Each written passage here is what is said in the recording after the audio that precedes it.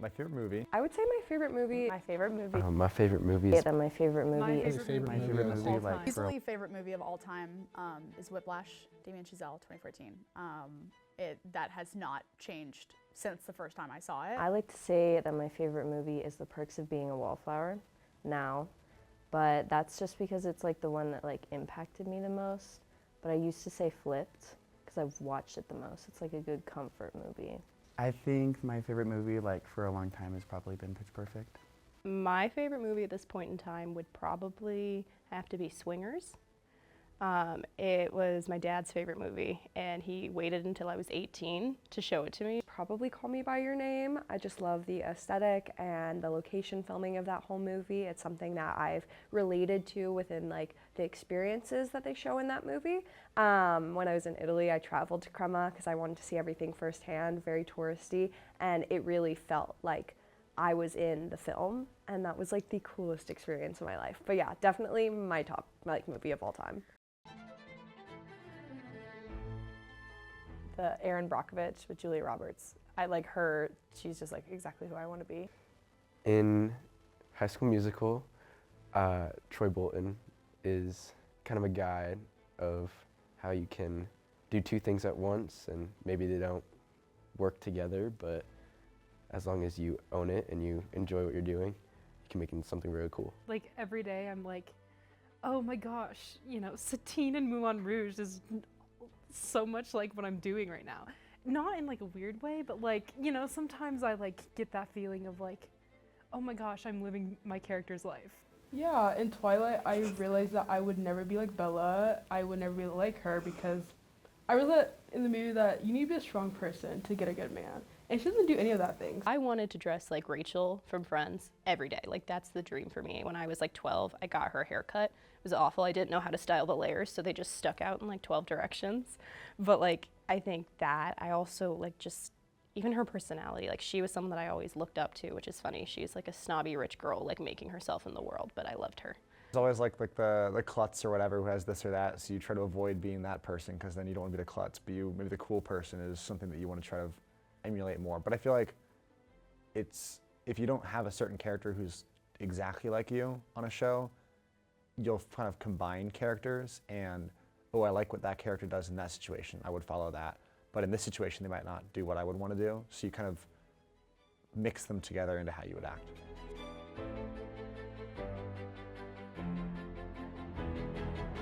For like Encanto, just like growing up in a like Hispanic Latino household, like I definitely understand the themes of like just like grandmothers not really understanding what's going on in like current times and not really being accepting of whatever's going on. And so I feel like showing that growth and like character arc of them like having a horrible relationship and then going and like really loving and accepting one another was really like, you know, I can see that for myself in the future, you know? Not necessarily like I wouldn't be kind, but you know, seeing someone who is just, you know, really loving or present or kind can, you know, be like, yeah, that's something I want to embody, and that character or, you know, thing can be brought to mind in those moments where you have a choice to, you know, act one way or the other.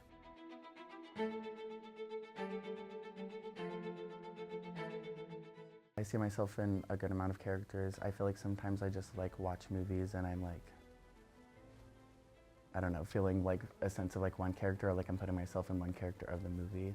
Like for Pitch Perfect, I'd probably be Becca, or for Glee, Rachel Berry. Like with Sweet Magnolias, there is a character named Helen. She is also a black woman who's a lawyer, but the whole point of her character arc is being a black woman in a small town in North Carolina and dealing with the racism and being like what a lot of people don't expect of her. She's probably the highest paid person in that town, and she has to deal with a lot of like repercussions and a lot of people not trusting her as a lawyer. And I definitely feel that as someone who wants to go into the law field. Sometimes I have really realistic dreams where like instead of like the main character, I'm the main character. And it's just great to visualize myself like that. That are like very justice oriented and strong personalities. I'm a strong personality. I'm like a little bit confrontational at times. So any characters like that for sure. And I don't know, I really want to be someone like that. I want to be someone that can at least try to stand up for what I believe in. Sometimes not always done, but I think that's the best thing I could do. So I think I see myself in the hope that sometimes these shows bring, and the fact that there are solutions. There's a title card that plays at the end of a show. We don't necessarily have that right now, so it's a bit of a remedy to watch those kind of things and know it'll eventually get solved in some way.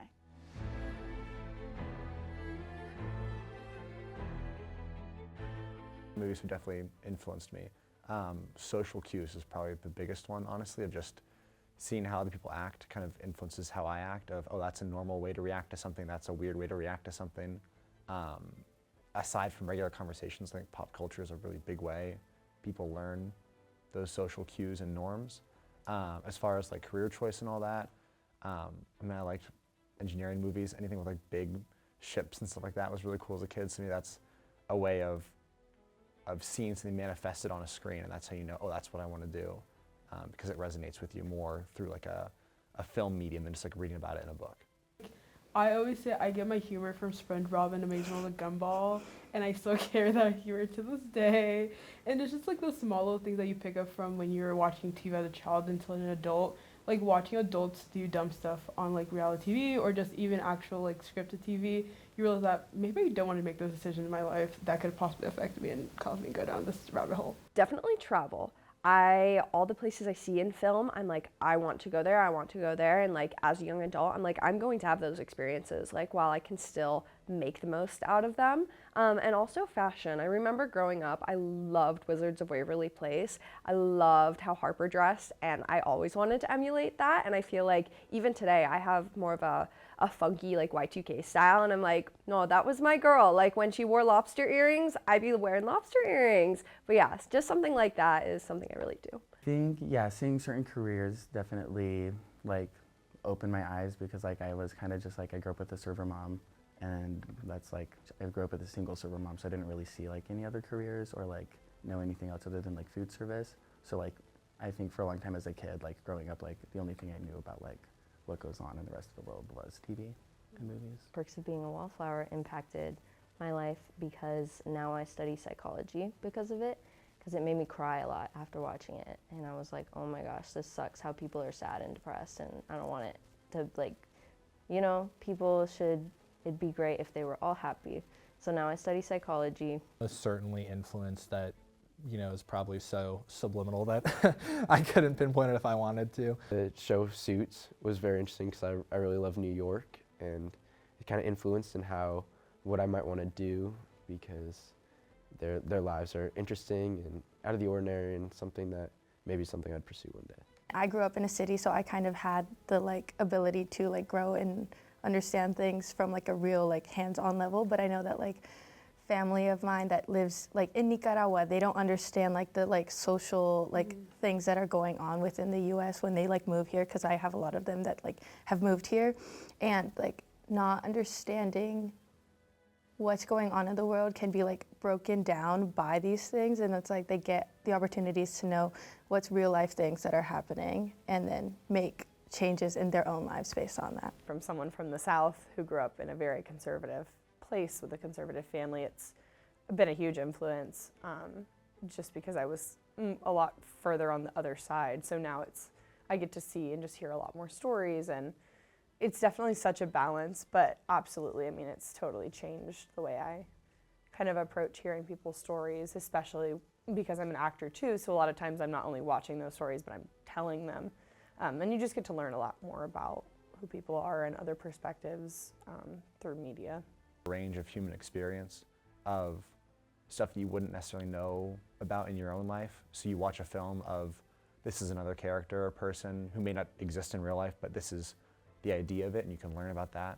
A lot in film and television, especially for me, coming from a very small rural town in Minnesota, is like you're surrounded by very, you know, one-sided people, and you don't really get to see much of anything else. So when, you know, you watch these films and television and shows and everything like that, you kind of get to see another aspect that isn't like those who are around you. And I just think that's really cool to kind of, you know, you don't even have to leave your home to get other aspects of what people think, believe, issues that are going on, or how people deal with their lives. Even Bad Girls Club, if you know, you know. Those shows take normal people and put them in the spotlight, but then also platform so many like things going wrong in the Black community, the LGBT plus community. For example, during the elections, Drag Race, at the end of Drag Race, each episode they would say voting matters, voting, helping drag queens and trans lives matters, and that's what you should vote. And hoping that diversity is still going to be something that's really integral to the film and TV community. Not necessarily the experiences of the actors aligning with the experiences of the characters, but there is like more stress to find queer actors, to find people of color to play roles that would typically have been filled by a white person, which I'm really appreciative for. I think seeing that diversity on the screen like really does help young kids like feel more at home in their current situation. Yeah, you definitely have different relationships with people, like when you're watching it and how you react to it. My dad fell asleep during the Barbie movie, and I didn't talk to him for like a week because I was really mad at him, and I was like, this is like a deeply important like feminist film, and like we need to like pay attention, and he fell asleep, and he was like, well, it was just boring, and that was really hard for me. I didn't like that. I think that influenced a lot of people, especially like talking about like women's roles in real life too, because I think it's almost like me and society, like both, it's like sometimes you go so far the other way that you forget that there's a middle ground too. Like, you know, I remember just like being in high school and being so like into feminism and like that's awesome, and being so like I want to be independent, I want to have a career, whatever, and that's great. But sometimes you also forget what they talk about in the Barbie movie, which is like there's nothing wrong with also wanting to be like a mom and be married and like that kind of thing. Like there's such a balance, and like there's no wrong answer, but there's also no like right answer either. It's just kind of like what works for you. So I mean, definitely like the relationship with my mom and like how I see her was influenced by that. You know, she talks about like how hard it is to be a mom, and I feel like I never really saw that.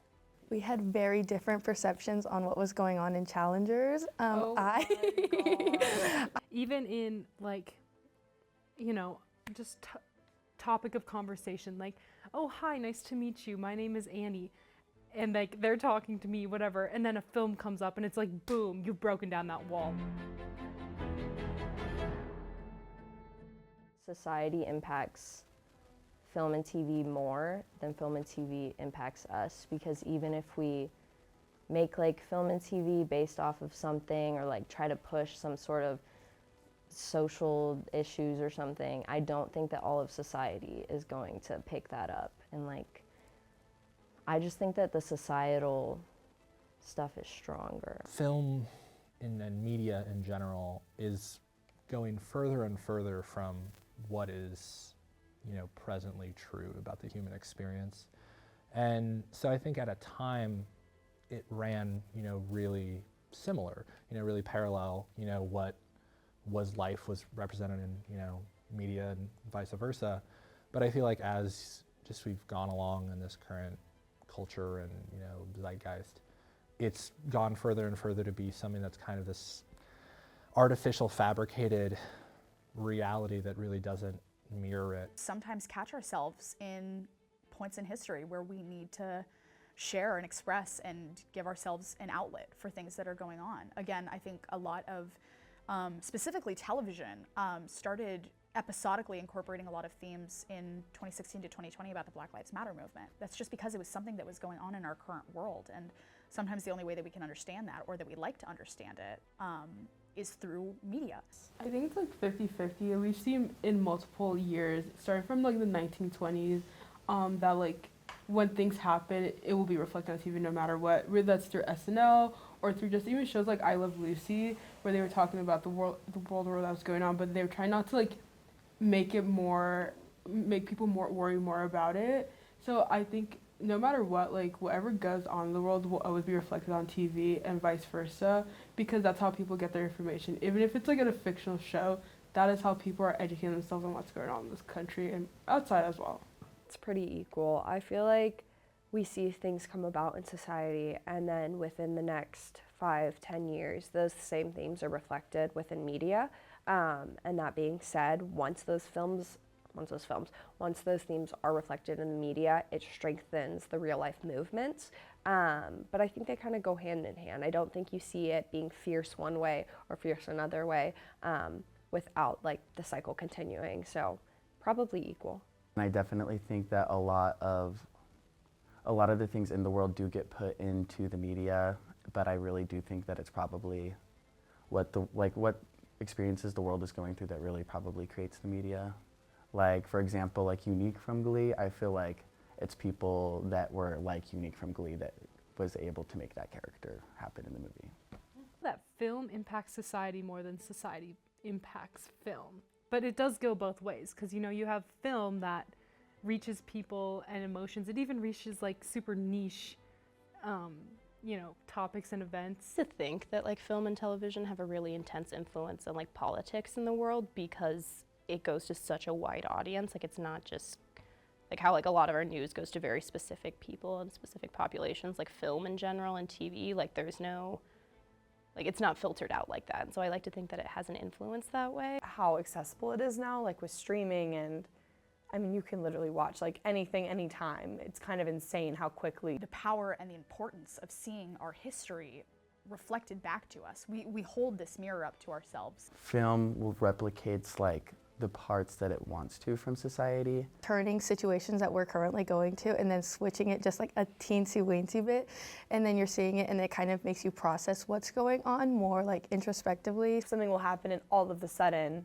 there's someone to analyze it and like tell you how to feel about it. It's a kind of a Ouroboros, like the snake that eats itself, because it's still art made by people, What art is always meant to be for is for seeing how we can change the world for the better or make us see the error of our ways. People just need to listen.